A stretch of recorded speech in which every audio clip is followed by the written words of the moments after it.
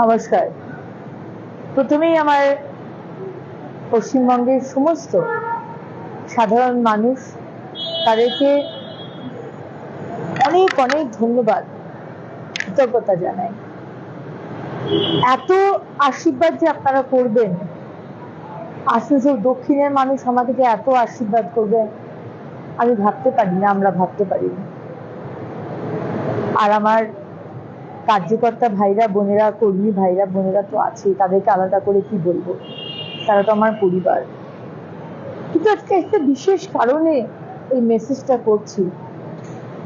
কয়েকদিন আগে আমাদের, গতকাল বোধহয়, সম্মানীয় রাজ্য সভাপতি শ্রমিক ভট্টাচার্য মহাশয় এবং আমাদের বিরোধী দলনেতা শুভেন্দু অধিকারী মহাশয় খুব ক্লিয়ারলি আমাদের কার্যকর্তাদের উদ্দেশ্যে বলেছেন যে 2রা মে 2021-এ তৃণমূল যেভাবে অত্যাচার করেছিল আমাদের উপরে,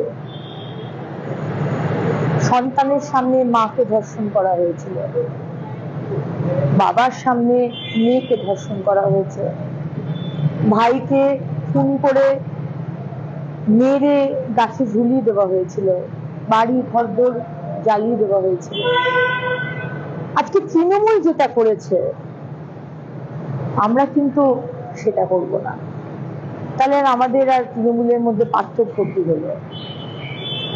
এবং খুব ক্লিয়ার মেসেজে আমাদের রাজ্য সভাপতি বলেছেন, আমি সেই মেসেজটাই আমার আসানসোল দক্ষিণের সমস্ত বিজেপির কার্যকর্তা এবং বাংলার সমস্ত বিজেপি কর্মীদের কাছে বলতে চাই যে আমি জানি এটা খুব আবেগ, এত বছর বাদে সরকার হয়েছে, এত অত্যাচার, কিন্তু তৃণমূল যেটা করেছে আমরা সেটা করব না।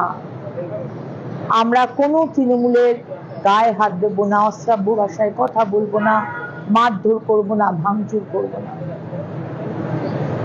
আর যারা এতদিন তৃণমূল করে এসে ভাবছেন জার্সিটা বদলে নিয়ে বিজেপির ঝান্ডা হাতে ভাঙচুরটা করবেন আর দোষটা আসবে আমার কার্যকর্তা কর্মীদের উপরে, আপনাদের সতর্ক করে দিই, আমার আসানসোল দক্ষিণে কিন্তু পুলিশকে আর প্রশাসনকে খুব ক্লিয়ার মেসেজে বলা আছে, যদি কেউ তৃণমূলের গায়ে হাত দেয় আর ভাঙচুর করে আর আমাদের বদনাম করার চেষ্টা করে, আপনাদের কিন্তু অ্যারেস্ট করা হবে।